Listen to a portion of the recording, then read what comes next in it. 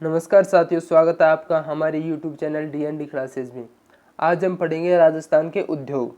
और राजस्थान के उद्योगों में हम क्या क्या पढ़ेंगे, तो हम पढ़ेंगे उद्योगों का अर्थ, उद्योगों के प्रकार, उद्योगों के वर्गीकरण, राजस्थान में उद्योगों को बढ़ावा देने के लिए कौन कौन सी योजनाएं चल रही हैं, ये सभी का अध्ययन आज हम करेंगे राजस्थान के उद्योगों में। ठीक है, तो अब चलते हैं उद्योगों का अर्थ। तो उद्योगों का अर्थ क्या होता है? तो उद्योग का अर्थ होता है आजीविका चलाने के लिए जो आर्थिक क्रिया करता है वही उद्योग कहलाता है। यानी कि जो इंसान अपने जीविका को निर्वहन के लिए जो भी क्रियाएं करता है, जिनसे पैसे कमाता है तथा अपने परिवार का पालन करता है, वो सभी क्रियाएं क्या कहलाती है? उद्योग कहलाती है। ठीक है, राजस्थान में सूक्ष्म, लघु तथा मध्यम उद्योगों का वर्गीकरण निम्न प्रकार से करता है। तो राजस्थान में जो उद्योग होते हैं वो 3 प्रकार के होते हैं, 3 प्रकार के, लघु, मध्यम तथा वृहद। तो इसी प्रकार राजस्थान में जो इस प्रकार से जो हमारे उद्योग हैं उनका वर्गीकरण किया गया है। सबसे पहले है सूक्ष्म उद्योग। ठीक है, तो सूक्ष्म उद्योगों में क्या होता है कि सूक्ष्म उद्योग किसे कहा गया है? जिसमें निवेश जो 1 करोड़ से अधिक नहीं होना चाहिए और कारोबार 5 करोड़ से अधिक नहीं होना चाहिए। ये क्या है? सूक्ष्म उद्योग। तो ये वर्गीकरण कब से मान्य है? तो 1 जुलाई 2020 से ये मान्य है। ठीक है, अब बात आती है लघु उद्योग की। तो लघु उद्योग में जो निवेश होता है, जो हम लगाते हैं उद्योग में पैसे, वो 10 करोड़ से अधिक नहीं होना चाहिए। और बात करें कारोबार की तो 50 करोड़ से अधिक नहीं होना चाहिए। ठीक है, अब बात करते हैं आगे। तो मध्यम उद्योग, तो मध्यम उद्योगों का क्या है कि इसमें निवेश कितना नहीं होना चाहिए? 50 करोड़, इससे अधिक नहीं होना चाहिए। किससे? 50 करोड़ से। ठीक है, और अगर कारोबार हो तो 250 करोड़ से अधिक नहीं होना चाहिए। तो ये होता है मध्यम उद्योग। अब बात करेंगे, अगस्त 2021 में राजस्थान सरकार ने उद्योग मंत्रालय का नाम परिवर्तन करके उद्योग एवं वाणिज्य विभाग कर दिया। ठीक है, इसका उद्योग मंत्रालय का नाम क्या कर दिया? उद्योग एवं वाणिज्य विभाग। उद्योगों में आने वाली समस्याएं क्या क्या होती है? तो पहली बात होती है वित्त। जो अब अगर हमको कोई भी जो उद्योग है वो विकसित करना है या फिर हमको कोई भी काम धंधा सेट करना है, तो उसके लिए पहले हमें पैसे चाहिए। ठीक है, अब दूसरी बात है कच्चा माल। कच्चा माल होता है जो जो माल लेकर हम उसको परिष्कृत करके वापस बेचेंगे। यानी अगर हमको कपड़े बनाने हैं तो पहले हम जैसे कपास है, रुई है, या फिर हर तरीके की जो चीज़ें हैं वो कच्चा माल में आती है, तो ये कच्चा माल होना चाहिए। तीसरी है परिवहन। जो परिवहन है ये भी बहुत महत्वपूर्ण है, क्योंकि जो शहर होते हैं, जो बाजार होते हैं, उसके आसपास हमारा उद्योग धंधा होना चाहिए और उससे लगातार परिवहन के माध्यम से हम जुड़े होने चाहिए। तभी कोई जो व्यवसाय होता है, जो बिजनेस होता है या फिर उद्योग होता है, वो सक्सेस हो पाता है। अगली बात है ऊर्जा की। तो इसको जो मशीनें हैं, कल पुर्जे हैं, कोई भी उद्योग में काम करने के, वो सभी मशीनों के माध्यम से चलते हैं। मशीनों को ऊर्जा की आवश्यकता होती है, इसलिए ऊर्जा उद्योगों के लिए महत्वपूर्ण जो आवश्यक तत्व है वो है। आगे आनी चाहिए सीमित बाजार। जो उद्योगों के विकास में सबसे बड़ी समस्या वो है सीमित बाजार। मतलब जो हमारा प्रोडक्ट है या फिर उत्पाद है उसको खरीदने के लिए जो बाजार चाहिए, अगर वो बाजार छोटा होगा तो हमारे जो उद्योग है उसका विकास नहीं हो पाएगा। ठीक है, इस प्रकार इन समस्याओं का जो निदान करने के लिए राजस्थान में कई जो संस्थाएं वो कार्यरत है, जो सरकारी संस्थाएं, उनमें रिको, आरएफसी और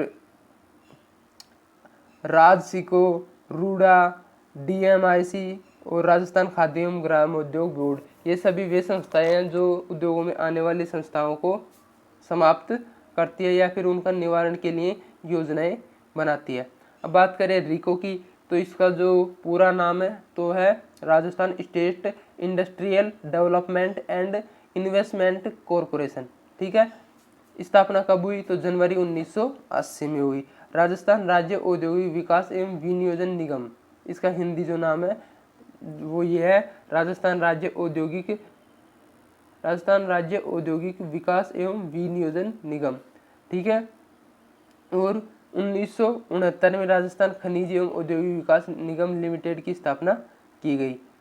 इसके बाद 1979 में राजस्थान राज्य खनिज विकास लिमिटेड की स्थापना की गई और इसके बाद में रिको की स्थापना की गई। ठीक है, कब? 1980 में। रिको की कार्य क्या है, तो भूमि प्राप्त करके औद्योगिक कार्यों की स्थापना करना, मध्य एवं बड़े उद्योगों को वित्तीय सहायता उपलब्ध करवाना, आयात निर्यात की विशेष सुविधा उपलब्ध करवाना और प्रवासी भारतीयों को विशेष सुविधा उपलब्ध कराना। रिको के द्वारा निम्न गतिविधियां संचालित है, मतलब जो पहले की भूमि चाहिए, उद्योगों के लिए बहुत ज़्यादा भूमि चाहिए, तो भूमि उपलब्ध कराने का कार्य कौन करती है, रिको करती है। अब जो मध्यम एवं बड़े होते हैं उनमें बहुत ज़्यादा पैसे निवेश के रूप में लगते हैं, तो निवेश उपलब्ध कराने का कार्य भी कौन करती है, रिको करती है।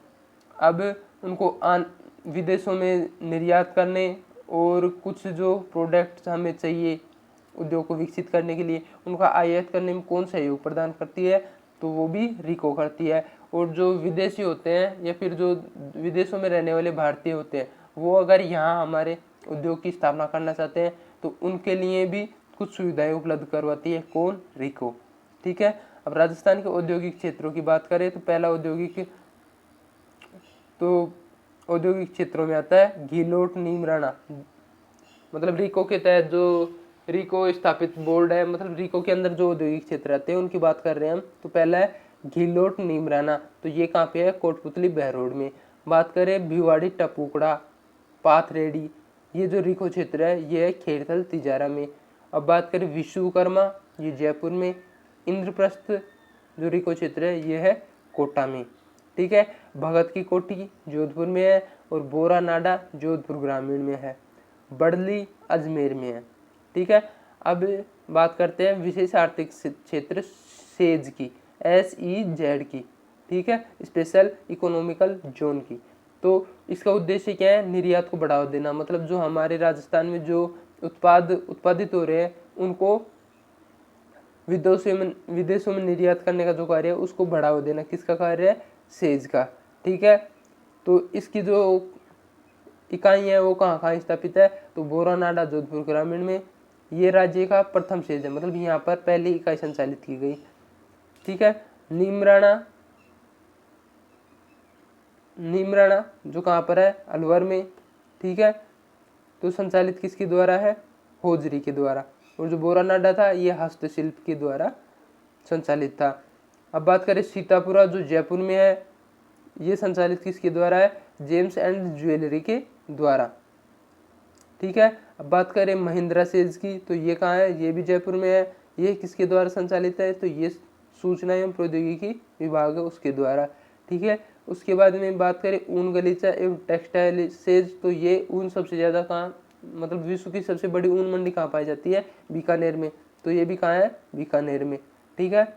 इसके बाद में बात करें औद्योगिक पार्क या जोन कहाँ कहाँ विकसित किए गए हैं, तो फार्मास्यूटिकल्स जोन कहाँ विकसित किया गया है, तो उदयपुर में। मैन्युफैक्चरिंग जोन विकसित किया गया है कहाँ पर, कोटपुतली बहरोड जिले में। ट्रांसपोर्ट जोन राजसमंद जिले में। और सिरेमिक जोन है वो नीमराना खारा बीकानेर में। लेदर कॉम्प्लेक्स है ये मानपुरा माचेड़ी जयपुर ग्रामीण में। एकीकृत कपड़ा जो पार्क है वो जयपुर में। जो एपेरल पार्क है ये भी महिला जयपुर में।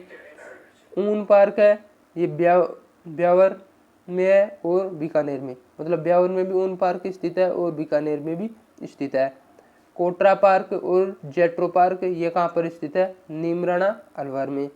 अर्थ स्टेशन ये भी जयपुर में स्थित है और जोधपुर में स्थित है। अब बात करें बायोटेक्नोलॉजी पार्क की, तो ये सीतापुरा जयपुर और चौपंकी खेड़थल तिजारा में स्थित है। स्टोन पार्क जो जोधपुर करौली और धौलपुर में विकसित किए गए हैं। ठीक है। अब इसके बाद में बात करते हैं central for development of stone, ठीक है, स्टोस की, तो ये कहाँ है, सीतापुरा जयपुर में। और बात करें एग्रो फूड पार्क, तो ये कहाँ है, बोरानौडा जोधपुर में। और कोटा अलवर और श्रीगंगानगर में भी अब विकसित किए जा चुके हैं क्या, agro food park. Cyber park ये जोधपुर में है। होजरी पार्क ये चौपंकी भिवाड़ी में है। पुष्प पार्क ये खुशहेड़ा खेड़थल तिजारा में स्थित है। मेगा फूड पार्क ये रूपनगढ़ अजमेर में स्थित है। ठीक है। टेक्सटाइल पार्क तो जो राजस्थान की टेक्सटाइल नगरी है भीलवाड़ा इसी में स्थित है। इलेक्ट्रिकल्स कॉम्प्लेक्स तो ये चौपंकी खेड़थल तिजारा में स्थित है। हम बात करें मेगा टेक्सटाइल पार्क, तो ये कांकाणी में स्थित है। मेडिकल डिवाइस पार्क तो ये जोधपुर में स्थित है। ठीक है, इसके बाद में हम बात करें EPIP जिसकी फुल फॉर्म है एक्सपोर्ट प्रमोशन इंडस्ट्रियल पार्क। ठीक है, निर्यात और संवर्धन एवं औद्योगिक पार्क संख्या 4। तो इनकी संख्या कितनी है? 4। इनका जो हिंदी नाम है वो क्या है? निर्यात संवर्धन एवं औद्योगिक पार्क है। और अगर बात करें अंग्रेजी की तो एक्सपोर्ट प्रमोशंस इंडस्ट्रियल पार्क। ठीक है, प्रथम जो EPIP है वो कहाँ है? सीतापुर में। स्थापना कब हुई? 1997 में। यहाँ 2 है, पहली और दूसरी यहीं पर है। और जो दूसरी की बात करें, तीसरी की, तो वो EPIP बोरानाडा में स्थित है। ये कहाँ पर? जोधपुर में। कब स्थापित की गई? 2005 में। ठीक है, और तीसरी EPIP की बात करें तो ये नीमराणा में स्थापित है। ये कब स्थापित की गई? 2007 में। अब बात करें कि राजस्थान राज्य वित्त निगम की स्थापना कब की गई? तो ये 17 जनवरी 1955 में की गई। और ये कौन कौन सी योजनाएं चलाती है? तो ये इन योजनाओं में शिल्प बाड़ी योजना, सिल्वर कार्ड योजना, गोल्ड कार्ड योजना, प्लेटिनम कार्ड योजना, ब्रिज लॉज योजना, टेक्नोक्रेट योजना, सेमफेक्स योजना, ये सभी योजनाएं किसके लिए? उद्योगों के विकास के लिए, ताकि उद्योगों के लिए निवेश की प्राप्ति हो सके तथा राजस्थान में ज़्यादा से ज़्यादा उद्योगों का विकास हो। ठीक है, अब बात करें कि शिल्प बाड़ी योजना क्या है? तो इसके अंदर क्या होता है? जो शहरी और ग्रामीण में जो लोग होते हैं जो कुटीर उद्योग चलाते हैं, उनको जो लोन देने की सुविधा है वो शिल्प बाड़ी योजना के तहत चलाई गई है। अब दस्तकार किसे कहते हैं? जो उद्योग धंधे संस्थापित करे या फिर जो शुरुआत करने वाला होता है उसे कहते हैं दस्तकार। सिल्वर कार्ड योजना वित्त निगम का अच्छा ऋणी जिसे 50% तक ऋण समय पर दे दिया गया उसको फिर ऋण देने की योजना। मतलब जो व्यक्ति होता है अगर वो टाइम पर 50% ऋण वापस दे देता है या उसकी EMI भर देता है तो उसे फिर से ऋण दे देती है कौन? सरकार। तो ये कौन सी योजना है? सिल्वर कार्ड योजना। अब बात करें गोल्ड कार्ड योजना की, तो वित्त निगम क्या होता है? जो अच्छा ऋणी होता है उसको तत्काल 30 लाख तक ऋण दे देता है कि अगर उसने जो पहला ऋण लिया है या लोन लिया है उसको अगर वो वापस समय पर चुका देता है तो उसको तत्काल ही 30 लाख तक लोन दे देता है कौन? सरकार। ठीक है, इसको क्या कहते हैं? गोल्ड कार्ड योजना। अब बात करें ब्रिज लोन की, तो महिलाओं को उद्योग स्थापित करने के लिए जो ऋण लेने की योजना है वो कौन सी है? Bridge loan. ठीक है, अब बात है कि परिवहन क्षेत्र में ऋण नहीं दिया जाएगा। कौन सी योजना में? ब्रिज लोन योजना में। तो जो महिलाएं होती है, जो उद्यमी महिलाएं उद्यमी है, जो विकास उद्योग स्थापित करना चाहती है या फिर बिजनेसमैन की तरह सोचती है, वह कार्य करती है, उनके लिए जो लोन देने की योजना है उसका नाम क्या है? Bridge loan. ठीक है, अब बात करें छठी योजना की, सेमफेक्स योजना की, तो जो भूतपूर्व सैनिक होते हैं या फिर जो आर्मी ऑफिसर या फिर भूतपूर्व सैनिक जिन्हें CRPF, CISF वगैरह सभी शामिल होते हैं, तो इनको कुछ छूट होती है या फिर इनको जो लोन देने की योजना है वो कौन सी है? सेमफेक्स योजना में।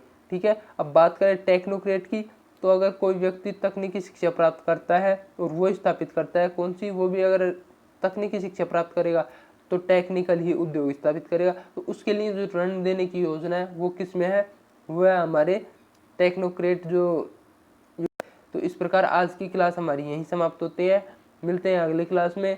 तो अगर आपको क्लास अच्छी लगे तो लाइक करो, कमेंट करो, सब्सक्राइब करो और ज़्यादा से ज़्यादा बच्चों को शेयर करो, जिससे सभी को मुफ्त राजस्थान GK सेकेंड ग्रेड के जो फर्स्ट पेपर है उसका जो कोर्स है वो सभी को मुफ्त मिलेगा। प्लस CET की समस्त क्लासेज के लिए अलग से प्लेलिस्ट वाइज जो सिलेबस के अकॉर्डिंग मैटर तैयार करके आपको प्रदान किया जाएगा। धन्यवाद। जय हिंद, जय भारत।